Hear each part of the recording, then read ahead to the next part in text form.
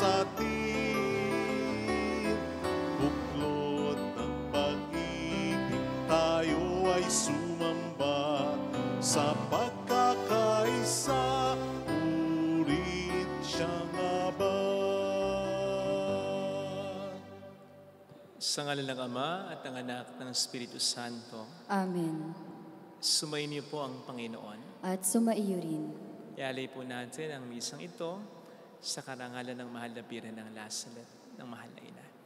At upang tayo maging marapat, halina't magsisimuna para sa ating mga kasalanan. Tayo pong lahat, inaamin ko sa makapangyarihang Diyos At sa inyo mga kapatid, na lubha ako nagkasala sa isip, sa salita at sa gawa, at sa aking pagkukulang. Kaya sinasamo ko sa mahal na Birheng Maria, sa lahat ng mga anghel at mga banal, at sa inyo mga kapatid, na ako'y panalangin sa Panginoong ating Diyos. Kaawaan tayo na mapagmahal na Diyos, patawarin sa ating mga sala, at patnubayan hanggang sa buhay na walang hanggan. Amen. Panginoon, kaawaan mo kami. Panginoon, kaawaan mo kami. Kristo, kaawaan mo kami. Kristo, kaawaan mo kami. Panginoon, kaawaan mo kami. Panginoon, kaawaan mo kami. Yumuko tayo, maaring ibulong sa Panginoon ang ating intensyon. Pakisama sa panalangin ang intensyon ng mga OFW, ng mga tumutulong sa atin. Ang intensyon para sa mga may sakit at ng mga nag-aalaga sa kanila. Pagdiriwang din ng kaarawan ng mga ating kakilala, pagdasal din natin. Manalangin tayo. Ama naming makapangyarihan, pagkaloob mong kami magkamit kailanman ng kalusugan at kagalingan sa aming katawan at kalooban, pakundangan sa pagdalangin ng laging Birheng Santa Mariang Mahal, kami naway mahango sa hapis sa kasalukuyan at pakinabang sa kaluwalhatiang walang katapusan, sa pamamagitan ni Jesucristo, kasama ng Espiritu Santo, magpasa walang hanggan. Amen.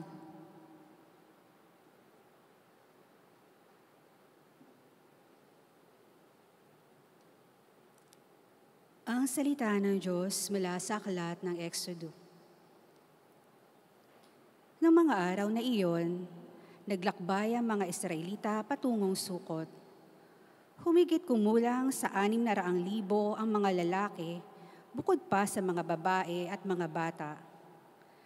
Maraming hindi Israelita ang sumama sa kanila. Marami silang dalang tupa, kambing at baka. At niluto nila ang dala nilang gagawing tinapay na wala pang lebadura. Hindi nila ito nakuhang lagyan ng lebadura sapagkat apurahan ang kanilang pag-alis sa Ehipto. Wala na silang panahong magluto ng pagkain. Ang mga Israelita ay nanirahan sa Ehipto ng 430 taon.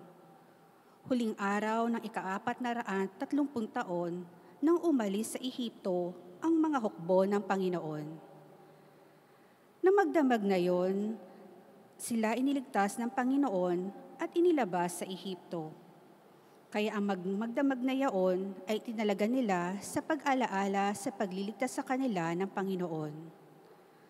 Ang pag-alalang yaon ay patuloy nilang gagawin habang panahon. Ang salita ng Diyos. Salamat sa Diyos. Ang pag-ibig na may kapal ay tunay na walang hanggan. Ang pag-ibig ng may kapal ay tunay na walang hanggan. O pasalamatan ng Panginoong Diyos, pagkat siya'y mabuti.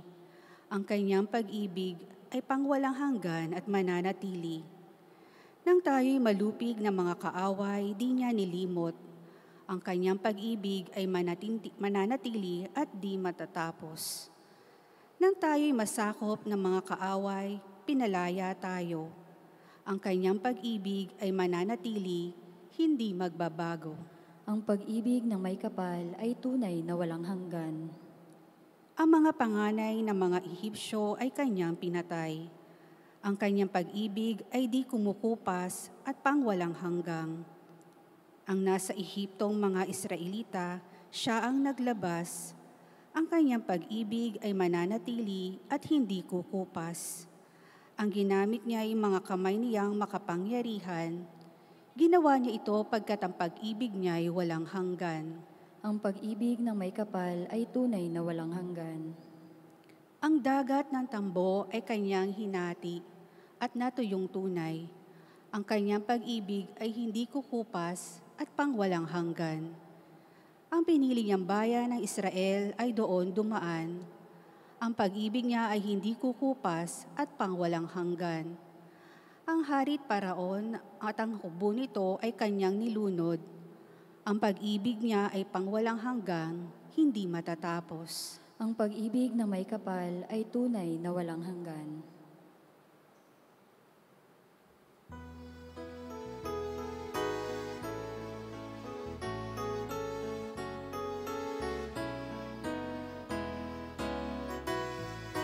Hallelujah, hallelujah, hallelujah. Hallelujah, hallelujah, hallelujah.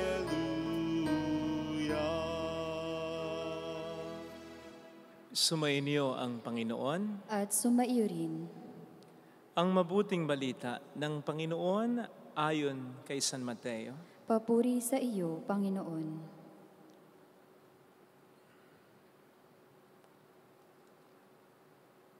Noong panahong iyon, umalis ang mga Pariseo at nag-uusap-usap kung papaano ipapapatay si Jesus. Alam ito ni Jesus kaya't umalis siya roon. Maraming sumunod sa kanya at pinagaling niya ang lahat ng may sakit. Ngunit mahigpit niyang ipinagbilin sa kanila na huwag ipamamalita ang tungkol sa kanya. Nangyari ito upang matupad ang sinabi ni Propeta Isaias, "Narito ang lingkod ko na ako rin ang humirang. Minamahal ko ng labis, lubos kong kinalulugdan. Ang banal kong espiritu sa kanya ay ibibigay. Sa lahat ng mga bansa, ibabadhay katarungan. Hindi siya makikipagtalo, mahinahon kong mangusap. Ang tinig niya sa lansang ay tinig lamang na paanas. Hindi niya puputulin yaong tambong nakahapay, ni hindi rin papatayin ang umaandap-andap na ilawan. Hanggang itong katarung ay magtagumpay niyang ganap. At ang pag-asa ng tao sa kanya ay ilalagak." Mga kapatid, ang mabuting balita ng Panginoon. Pinupuri ka namin, Panginoong Hesukristo. Welcome sa Our Lady of Lazaret, Quasay Parish, kung saan ayos lang umiyak at samahan tayo ng mahal na ina sa pag-iyak, sa pagdarasal upang maging maayos ang lahat. Narinig po natin sa ating unang pagbasa ang pagligtas na ginawa ng Diyos sa mga Israelita. At alam po nating pare-pareho na ganito na ang Diyos noon pa mang una. Siya'y ating tagapagligtas talaga. Yan po ang ibig sabihin ng pangalang Yeshua. God saves. God liberates. Na ang culmination nga po ay ang pagliligtas na ginawa para sa atin ni Jesus. Kaya nga in Christian faith ay meron din tayong expression or phrase na Christ saves. At ang pagliligtas ng Diyos na yan ay nagpapatuloy hanggang sa kasalukuyan sapagkat aminin man po natin o sa hindi, katulad ng mga Israelita noon, marami pa rin ang alipin sa atin ngayon. Alipin ng kasalanan, alipin ng kamunduhan, alipin ng kawalang katarungan, alipin ng pangit na sistema ng mundo at ng bayan, alipin ng galit, ng kalungkutan, at ng marami pang iba. Kaya nga tulad din ng pagdinig ng Panginoong Diyos na nagliligtas sa mga Israelita noon, narinig din niya ang ating mga daing, ang ating mga panag-oy ngayon. At imposibleng walang gawing paraan ng Panginoon upang palayain niya din tayo ngayon. But we must be willing. Kailangan gustuhin din natin na tayo palayain ng Panginoon mula sa pagkakaalipin natin sa anumang bagay o sa sino mang taong maalipin sa atin. Alalahanin po natin na hindi lamang 2, 5, 10 taon, ni hindi 50 taon ang pinag-uusapan nating pagkaalipin ng mga Israelitas sa Ehipto, ha? Daang taon po ito, kaya pwede natin sabihin halos mawala na talaga ang kanilang pag-asa na sila'y lalaya pa. Or, pwedeng nasanay na po sila sa pangaalipin sa kanila. Kaya nga po at one point, nang sila'y nasa ilang na at sila'y magreklamo kay Moises sa Exodus 14:12. Anong sabi nila? Hindi ba bago tayo umalis, referring to Egypt, ito na ang sinabi namin sa yung sasapitin namin eh. Di ba sinabi na namin na wag na kaming pakialaman? Kasi mas nanaisin pa naming mamatay bilang alipin sa Ehipto kaysa mamatay kami sa gutom sa ilang na ito. Nakita nyo na. So nandun kahit paano yung reluctance nila na sumama kay Moises at lumaya pa sila dahil nga nasanay na sila sa pagiging alipin nila. But then ang mahalaga, sumama pa rin ang marami sa kanila. Ganun sana. Gusto ng Panginoon na iligtas tayo. Pero magpaligtas tayo. Hangarin natin ito. Tulungan natin ng Panginoon na mangyari ito. Alam po niyo kasi ang pagiging alipin ng sino man o ng anuman sa buhay natin, bagamat mahirap yan, mahirap maging alipin, sa tinagal-tagal nakakasanay na rin. Halimbawa, sa pang-aalipin ng bulok na sistema dito sa bansa natin, lalong-lalo na yung korupsyon na nandyan pa rin. O hindi nga ba't nakakasanayan na natin? Patunay niya, nag-e-elect pa rin tayo ng mga trapong kandidato na alam naman natin may mga kaso. In one way or another, may bahid ng korupsyon ng mga politiko. O di ba minsan, may katwiran pa tayo na okay lang na korap, basta may nagagawa naman. Anong katwiran yan? We deserve better. May katwiran pa tayo minsan na matagal na sa panunungkulan niya, mayaman na yan, hindi na mangungurakot yan. Oy, hindi. Nakukontento ang tao sa kayamanan hanggat may makukuha at may makukuha. Tandaan nyo yan. O di ba, patunay yan na sanay na tayo. Mas magtataka tayo kung bakit tayo ganito. Kahit pa dagdagan ng buwis natin. Hala, ganun pa rin. Mas marami lang ding makukuha ang mga buhaya sa gobyerno natin. Kamakailan nga po pala ay nag-launch dito ng mga electric taxis na yan with AI-powered features for the safety of passengers. Alam po ba ninyo kung saan galing yung billion worth investment na yan? Sa Vietnam. Yes. Sa Vietnam na dati, iniiwan lang natin sa ekonomiya. Pero ngayon, hindi na. Hindi na. Sila, nakapag-mass produce na ng mga electric taxis na yan at nakapag-export sa maraming bansa na sa Asia. Kasama na tayo dyan na pinag-export na nila. Samantalang tayo, ni hindi man lang natin ma-modernize 100% ang mga jeepneys natin. Ni hindi nga natin ma-improve ang mode of transportation natin. Sila, nearing pagiging upper middle income country na. Samantalang tayo, lower middle income country pa rin. At matatagalan pa rin tayong ganito ayon sa mga pag-aaral. Alam niyo kung bakit nangunguna na sa atin ang Vietnam? Isa sa malaking dahilan daw ay siniseryoso na ng bayan o ng bansang Vietnam ngayon ang issue ng korupsyon sa kanilang bayan. Pinapanagot na nila ang mga matataas na opisyal na sangkot sa katiwalian. Samantalang tayo, iimbestigahan pa lang. Titingnan kung may batayan, ayaw na natin. Pinapalagan mo na. Tapos magtataka ka kung bakit hirap ka. Di mo tanungin ang sarili mo. Di mo tanungin kung nasanay na ba tayo sa bulok na sistemang ito. Kung nawalan na ba tayo ng pag-asang talaga. Sapagkat kung oo ang sagot natin, mahirapan talaga tayong palayain ng Panginoon mula sa pagkaalipin natin. Dahil nasanay na tayo. Ginugusto na natin ito sa totoo lang. Tandaan po natin na yung alibughang anak, nagsimula yung pagbalik ng dating buhay niya nang ma-fed up siya, nang mandiri na siya, nang sabihin na niyang ayaw na niya yung kasalanan niyang umaalipin sa kanya. O di ba? Yun ang nangyayari doon eh. When he came into his senses, nang matauhan siya, doon magsisimula mga kapatid, ang paglaya natin mula sa sino man o anuman na umaalipin sa atin. Bulok na sistema ng bayang ito, kalungkutan mo, kapighatian mo, galit sa puso mo, kasalanan natin, bisyo mo, kailangan nating sabihin, ayoko na nito. Kailangan tayong ma-fed up. Kailangan tayong mandiri. Kailangan tayong bumalikwas. Tulungan natin ng Diyos ang alisin ang pagkakakadena natin, pagkakatanika natin sa mga umaalipin sa atin. Kailangan gustuhin natin upang ang Diyos ay tunay na makapagsimula ng proseso ng pagpapalaya sa atin. Worth noting din yung ginawa ng ating Panginoon na pag-iwas sa mga taong gustong pumatay sa Kanya. Hindi dahil sa duwag siya. Alam natin na kapag dumating na yung takdang panahon, naaarestuhin na siya at papatay na siya, ay malaya niyang ibibigay ang sarili niya. It's just that hindi pa niya oras. And it's just that hindi yun yung kamatayan na nasa kalooban ng Diyos para sa Kanya. Kaya yun na iniiwasan niya. Sana ganun din tayo. May mga bagay na pumapatay sa atin ngayon pa lang na hindi kalooban ng Diyos. Hindi sa paraang ito tayo dapat mamatay. Hindi sa paraan ng pang-aalipin sa atin ng anuman o sinuman. Hindi yan ang gustong buhay para sa atin ng Diyos. Gusto niya na tayong iligtas. Ngayon pa lang, hindi ito magsisimula sa kabilang buhay. Ngayon pa lang, gusto nang magsimula ng Panginoon ang kaloob niya para sa ating kaligtasan. Pero dapat gustuhin din naman natin yan. Nasa Diyos ang awa, nasa tao ang gawa.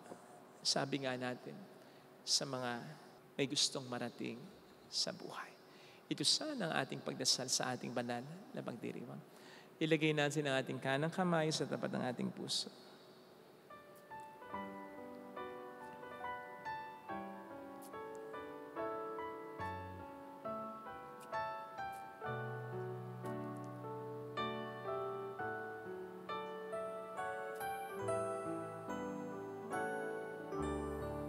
Alam kong may magagawa ang Diyos. Alam kong may magagawa Makapangyarihan siya. ang Diyos. Alam kong may magagawa ang Diyos. Alam kong may magagawa Walang imposible sa Kanya. ang Diyos. Kung ako'y magtatapat, Kung ako'y sa Kanya'y maglilingkod. sa Kanya'y maglilingkod. Alam kong may magagawa ang Diyos. Kung may magagawa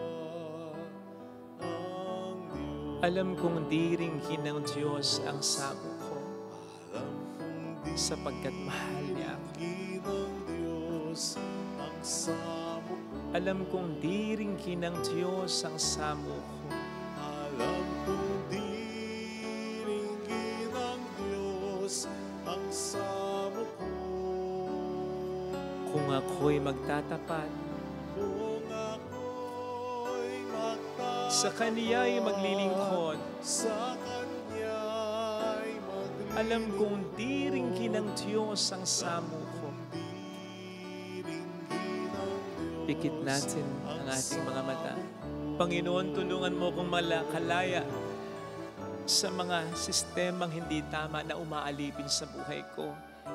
Tulungan mo kung hindi makontento, lalong-lalo na kung hindi naman ito ang kalagayan ng buhay na plano mo para sa buhay ko. Alam kong ayaw mong nalulungkot ako. Alam kong ayaw mong lugmok ako. Alam kong ayaw mo na nawawalan ako ng pag-asa na hanggang dito na lamang ang buhay ko. Tulungan mo ako, Panginoon, para mas maghangad. Hindi ng sobra, kundi nung tama lang yung gusto mong buhay para sa akin. Buhay na masaya, buhay na payapa, at buhay na may pananampalataya. Alleluia! Tulungan mo kong makawala sa kalungkutan ko, sa galit ko, sa hinanakit ko. Tulungan mo kong makawala sa mga takot na nagpaparalisa sa buhay ko. Siya ay muling babalik sa atin. Hindi Kanya iiwan, hindi Kanya pababayaan. Paniwalaan mo yan. Hallelujah! Purihin ang Diyos. Hallelujah! Sa takdang panahon, babalik ang Panginoon upang tayo ay kunin. Tapat siya sa Kanyang mga pangako sa atin. Kaya sabihin mo sa sarili mo, mayroong magandang mangyayari sa iyo. Ibabangon ka ng Panginoon mula sa kasalanan, mula sa lungkot na iyong kinalulugmukan. Pero tumayo ka man lang.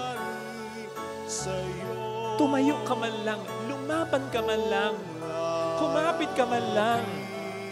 Umasa ka man lang. Huwag yung hanggang dyan na lang. Mayroong magandang mangyayari sa iyo. Gawin mo ang dapat mo lang gawin. At dudugtungan ng Panginoon ang hindi na natin makakaya sa sariling kakayanan natin. Pero kumilos ka, umaksyon ka, lumaban ka. Siya naman ang bahala sa lahat. Pero kailangan tayong makikooperate sa Kanya. Papuri sa Ama at sa Anak sa Espiritu Santo. Kapara ng sa unang-una, ngayon at magpakailanman at magpasawalang hanggan. Amen. Pag-aalay.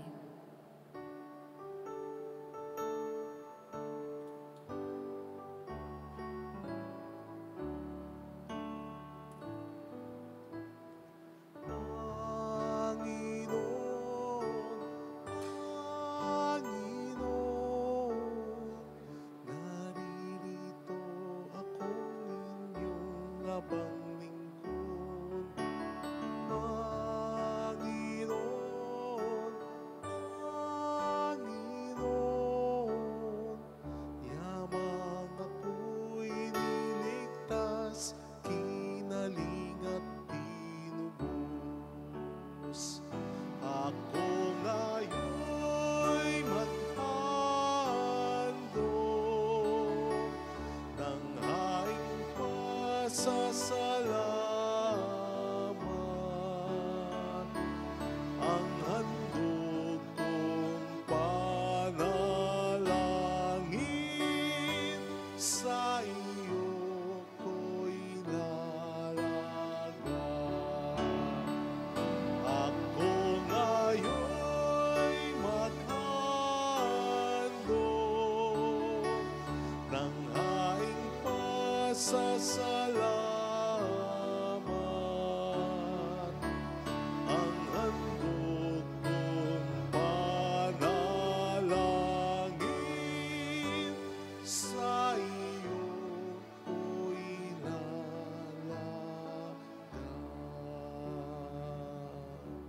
Manalangin tayo upang ating handog ay maging kalugod-lugod sa Diyos Amang makapangyarihan. Tanggapin nawa ng Panginoon itong paghahain sa iyong mga kamay, sa kapurihan niya at karangalan, sa ating kapakinabangan at sa buong sambayanan niyang banal. Ama naming lumikha, ang iyong nagkatawang taong anak ay tumulong nawa sa aming ginagawa upang siya na iniluwal ni Maria nang di bumawas kundi lalo pang nagpagganap sa pagkapirhen ay magpagindapat na kalugdan mo ang aming paghahain sa ikapagkapatawad ng mga kasalanan namin. Sapagat siya ang Panginoong kasama mo at ng Espiritu Santo, magpasa walang hanggan. Amen. Sumainyo po ang Panginoon. At sumaiyo rin, Itaas sa Diyos ang inyong puso at diwa. tinaas na namin sa Panginoon. Pasalamatan ng ating Panginoong Diyos. Marapat na siya ay pasalamatan. Ama naming makapangyarihan, tunay nga pong marapat na ikaw ay pasalamatan. Bukod mong pinagpalang maging ina ni Jesucristo, ang mahal na birheng nagpupuri at nagagalak sa iyo. Ikaw ang gumawa ng tanang dakilang bagay, ikaw ang lumilingap sa lahat kailanman. Nilingap mo ang mahal na birhen bilang iyong abang alipin, na iyong binigyan ng tungkuling kumalinga sa anak mong manunubos namin. Kaya kaisa ng mga anghel na nagsisiawit ng papuri sa iyo ng walang humpay sa kalangitan, kami po'y nagbubunyi sa iyong kadakilaan. Santo, Santo, Santo, Panginoong Diyos ng mga hukbo, napupuno ang langit at lupa ng kadakilaan mo, hosana sa kaitaasan.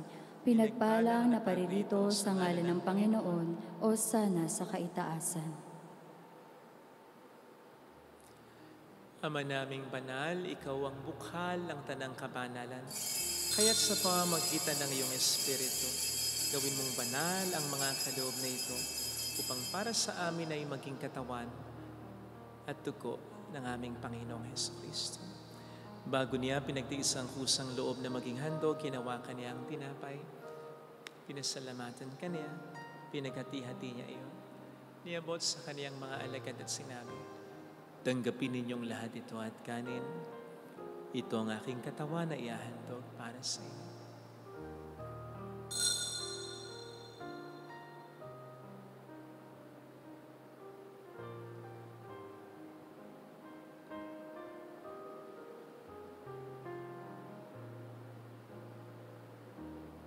Gayun din naman nang matapos ang hapunan, nawakan niya ang kalis, muli kaniyang pinasalamatan, iniabot niya ang kalis sa kaniyang mga alagad at sinabi, tanggapin ninyong lahat ito at inumin. Ito ang kalis ng aking dugo ng bago't walang hanggang tipan. Ang aking dugo na ibubuhos para sa inyo at para sa lahat sa ikapagpapatawad ng mga kasalanan. Gawin niyo ito sa pag-alala sa akin.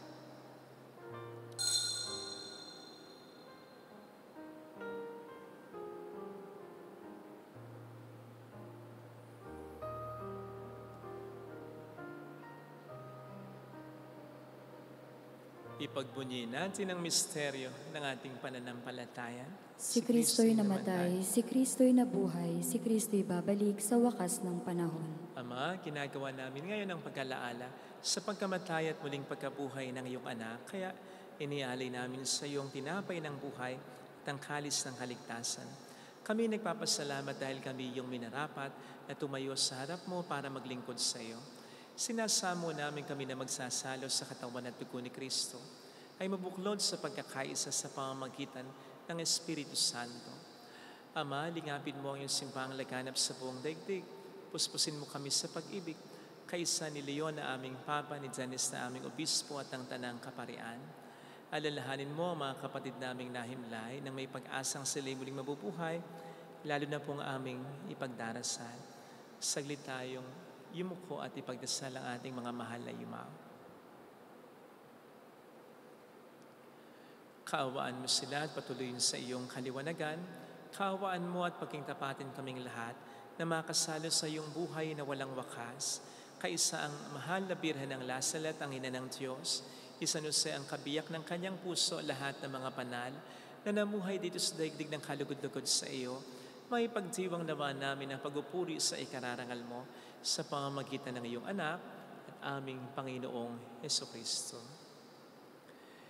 Sa pamamagitan ni Kristo, kasama niya at sa Kanya, ang lahat ng parangal papuri ay sa iyo, Diyos amang makapangyarihan, kasamang Espiritu Santo, magpasawalang hanggan.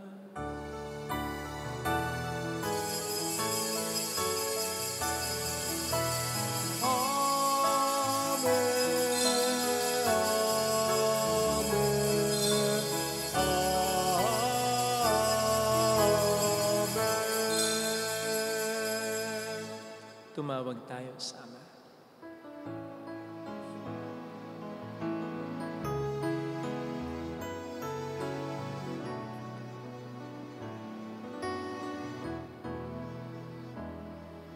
Ama namin, sumasalangit ka, sambahin ang ngalan mo,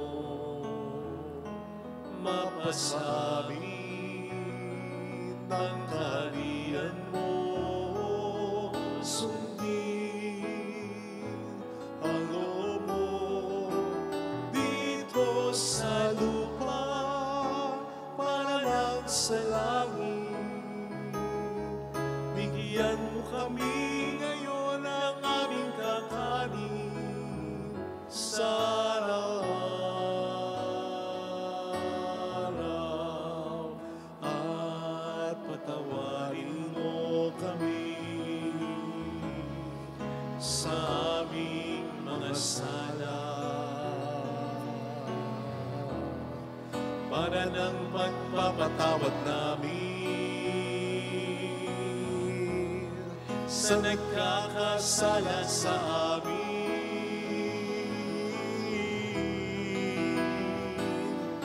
At huwag mo kami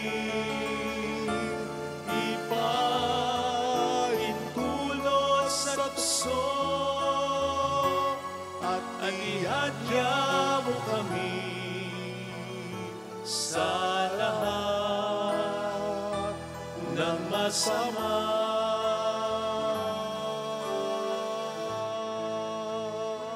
Niling namin kami adya sa lahat ng masama, pagkalooban ng kapayapaan araw-araw, iligtas sa kasalanan, sa kapahamakan, sa mga seryosong karamdaman, samantalang aming pinaghahandaan ang dakilang araw ng pagpapahayag ng tagapagligtas namin sa Hesukristo. Sapagkat iyo ang kaharian, ang kapangyarihan at ang kapurihan magpakailanman. Amen. Panginoong Hesukristo, sinabi mo noon, sinasabi mo rin sa amin ngayon, kapayapaan ang iniiwan ko sa inyo, ang aking kapayapaan ang binibigay ko. Tunghayin mong aming pananampalataya, huwag ang aming pagkakasala. Pagkalooban mo kami ng kapayapaan at pagkakaisa ayon sa iyong kalooban, kasama ang Espiritu Santo magpa sa walang hanggan. Amen. Ang kapayapaan ng Panginoon ay sumainyo nawang lahat. At sumaiyo rin. Bigayan tayo ng kapayapaan sa isa't isa. Kapayapaan po, Espiritu. Kordero ng Diyos na nag-aalis ng mga kasalanan ng sanlibutan, maawa ka sa amin. Kordero ng Diyos na nag-aalis ng mga kasalanan ng sanlibutan, maawa ka sa amin. Kordero ng Diyos na nag-aalis ng mga kasalanan ng sanlibutan, ipagkaloob mo sa amin ang kapayapaan.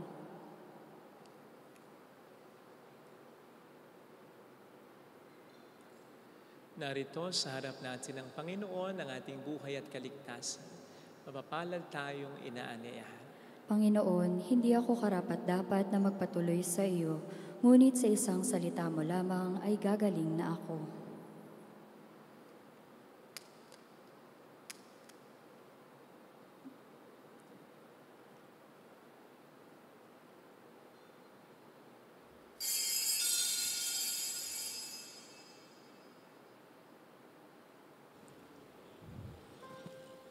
Panalangin para sa espiritual na pakikinabang. Panginoong Hesus, ako ay naniniwala na ikaw ay nasa kabanal-banalang sakramento. Iniibig kita ng higit sa lahat at ninanasa kong tanggapin ka sa aking kaluluwa. Sapagkat sa mga sandaling ito, hindi kita matatanggap sa sakramento. Tumuloy ka sa espiritu sa aking puso. Niyayakap kita na parabang naririto ka na. Inaalay ko ng buong buo ang aking sarili sa iyo. Huwag mong hayaang mawalay ako sa iyo. Amen. Maging ang anghel sinugo upang maglingkod. Kung sanilikha sa Kanya ay sumusunod.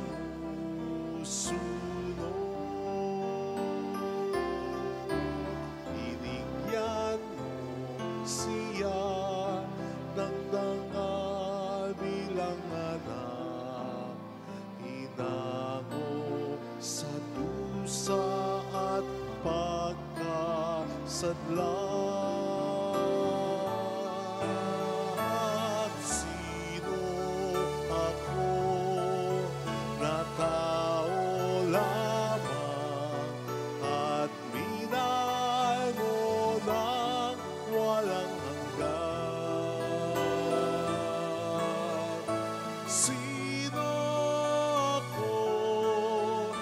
Tao lamang at minahal mo ng walang hanggan. At minahal mo ng walang hanggan.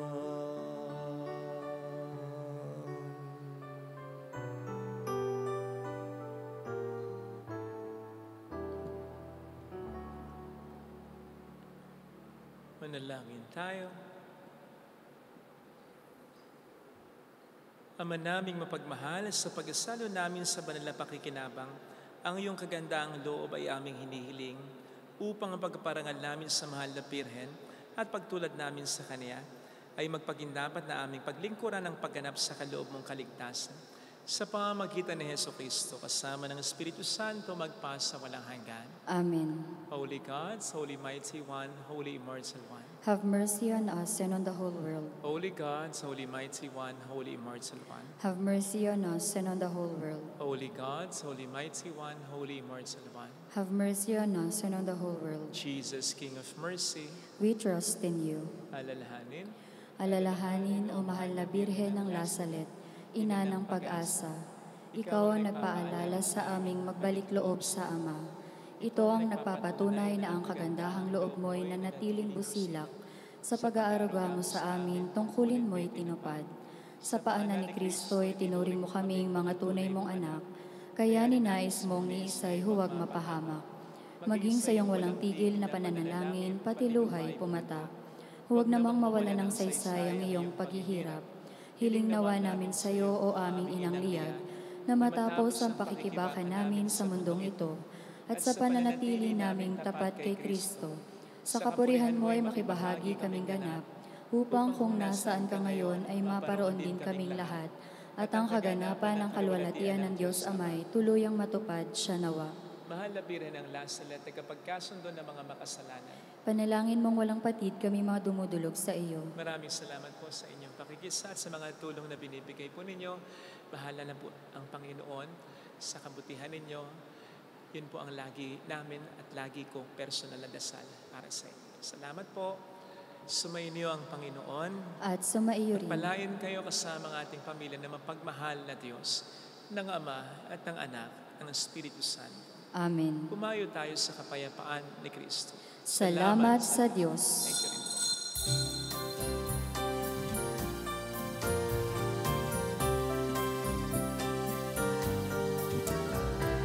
po.